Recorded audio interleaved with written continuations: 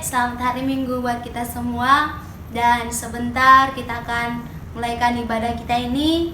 Kita angkat pujian kita, Ku bersyukur Bapa.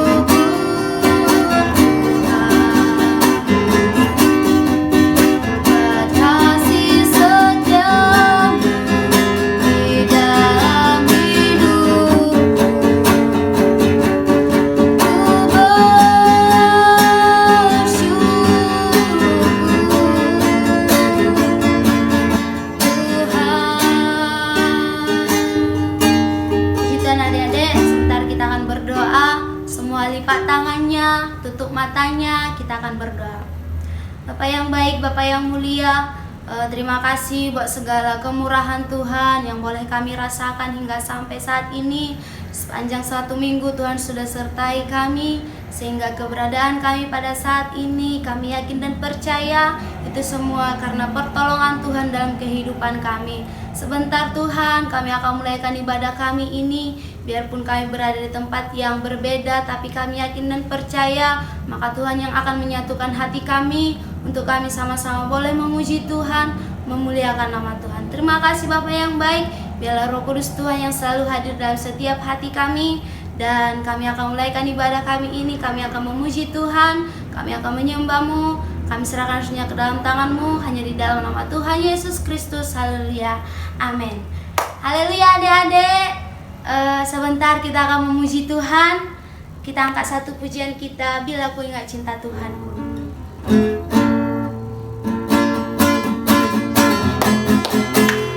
Bila ku ingat cinta Tuhan,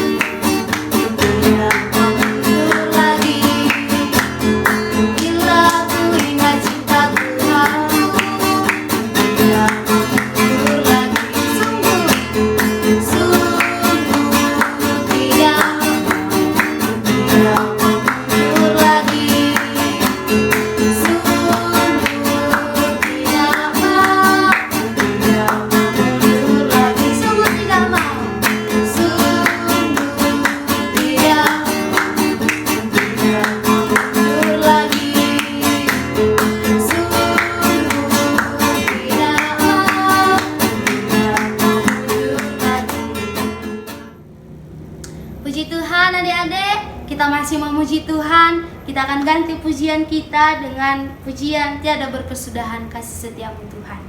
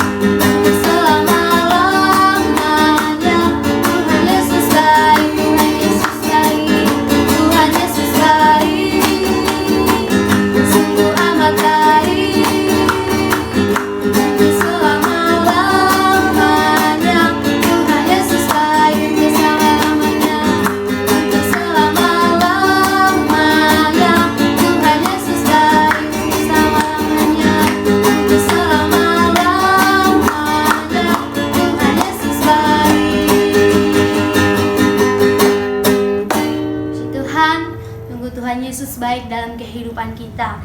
Sebentar kita akan menyiapkan hati kita untuk mendengarkan firman Tuhan. Kita angkat pujian kita, Bapa Engkau baik.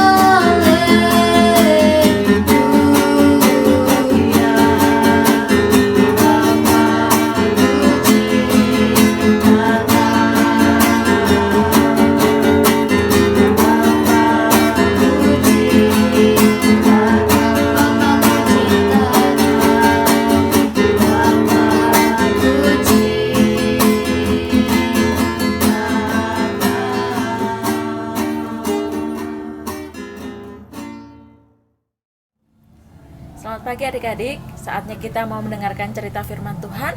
Sebelum kita mendengarkan cerita, mari sama-sama kita berdoa. Bapa di surga, kami mengucap syukur kepadamu ya Bapa. Kami boleh sama-sama kembali beribadah kepada Engkau. Terlebih lagi kami mau mendengarkan cerita firman-Mu ya Bapa.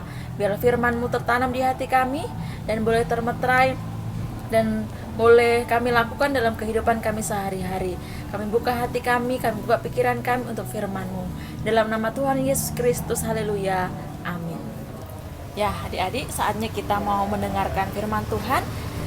Firman Tuhan hari ini terdapat dalam 1 Samuel pasal yang ke-18 ayat 1 sampai ayat yang ke-5. Kak Dewi ulangi, 1 Samuel pasal 18 ayat 1 sampai ayat yang kelima. Nah, Kak Dewi baca buat kita semua. Daud dan Yonatan. Ketika Daud habis berbicara dengan Saul, berpadulah jiwa Yonatan dengan jiwa Daud, dan Yonatan mengasihi dia seperti jiwanya sendiri. Pada hari itu Saul membawa dia dan tidak membiarkan pulang ke rumah ayahnya. Yonatan mengikat perjanjian dengan Daud karena ia mengasihi dia seperti dirinya sendiri. Yonatan menanggalkan jubah yang dipakainya dan memberikannya kepada Daud, juga baju perangnya, sampai pedangnya, panahnya, dan ikat pinggangnya. Daud maju berperang dan selalu berhasil kemana juga Saul menyuruhnya, sehingga Saul mengangkat dia mengepalai para prajurit. Hal ini dipandang baik oleh seluruh rakyat dan juga oleh pegawai-pegawai Saul. Nah, dari cerita ini pasti semua sudah tidak asing lagi dengar ceritanya. Tapi di sini Kak Dewi mau tekankan mengenai bagaimana persahabatan antara Daud dan Yonatan. Tema cerita firman Tuhan hari ini adalah sahabat yang baik. Nah, kita semua pasti tahu siapa Daud. Daud adalah seorang anak yang sederhana, yang punya keberanian yang luar biasa, yang mampu mengalahkan Goliat. Di sini dia punya teman, punya sahabat, yaitu Yonatan. Yonatan di sini adalah seorang anak raja. Yonatan anak Raja Saul, raja pertama. Dan Saul begitu mengasihi anaknya. Saul juga begitu mengasihi Daud saat itu. Nah, karena kasihnya yang besar terhadap Daud, Yonatan menunjukkan kasihnya kepada Daud dengan begitu indah. Ketika Yonatan mengasihi Daud, tidak hanya sekedar berkata, "Daud, aku mengasihi kamu," tidak. Tapi dari ayat yang kita sudah baca tadi, Yonatan menyampaikan, mengekspresikan, menunjukkan kasihnya kepada Daud. Padahal Yonatan adalah anak seorang raja, tapi dia mau berteman dengan Daud. Berteman dengan Daud yang sederhana. Bahkan kalau kita sering dengar cerita tentang Daud, Daud itu mengembalakan domba. Jadi dia melakukan hal-hal yang sederhana. Sedangkan Yonatan melakukan hal-hal yang besar karena dia anak seorang raja. Nah, dari sini kita lihat walaupun Yonatan anak seorang raja, dia tidak menjadi sombong. Dia tidak memilih-milih teman, tapi dia mau berteman dengan Daud. Dan tidak hanya sekedar berteman begitu saja. Yonatan begitu mengasihi Daud. Apa buktinya? Di sini di ayat yang ke-4 ditulis di sana, Yonatan menanggalkan jubah yang dipakainya. Wah, jubah itu baju kebesaran karena dia anak seorang raja. Dia melepaskan jubahnya. Kenapa? Padahal jubah itu milik dia. Pakaian kesenangan dia yang diberikan oleh ayahnya. Tapi Yonatan melepaskan jubahnya dan memberikan kepada Daud. Wah, ini bukti kasih, bukti kebaikan hati Yonatan kepada Daud. Dia menanggalkan jubahnya dan memberikannya kepada Daud. Jubah milik Yonatan diberikan kepada Daud. Dia tidak memperhitungkan, ini jubah mahal, ini jubah bukan baju yang sembarangan. Tapi dia tidak memperhitungkan itu. Tapi dia mau memberikan kepada Daud.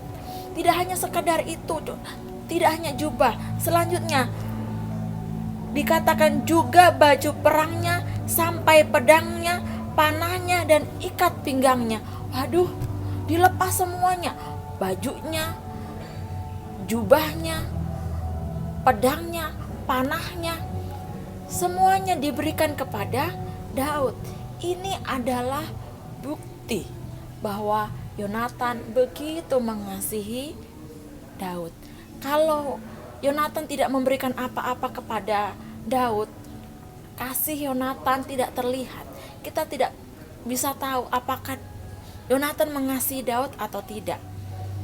Kemudian di ayat 5, Daud maju berperang dan selalu berhasil kemana juga Saul menyuruhnya. Wah, pemberian Yonatan, jubah, baju, pedang, apalagi tadi ya, panah. Tadi itu menyemangati Daud untuk berperang. Tadinya ternyata Daud itu mau pergi berperang karena tahu temannya mau melakukan pekerjaan yang besar. Yonatan mau mendukung, Yonatan mau menyemangati Daud. Caranya apa? Dia memberikan pakaian-pakaiannya, dia memberikan alat perang kepada Daud. Dia mendukung karena dia begitu mengasihi Daud. Dengan dukungan dari Yonatan, dengan keberanian yang dimiliki Daud, di ayat 5 tadi dikatakan Daud maju berperang dan selalu berhasil kemana juga Saul menyuruhnya. Daud pergi berperang itu disuruh sama Raja Saul, ayah dari Yonatan. Dan ketika Daud pergi berperang, Daud berhasil. Wah, ternyata dukungan dari sahabat itu penting. Pasti kita semua, adik-adik, semuanya punya yang namanya sahabat, punya teman.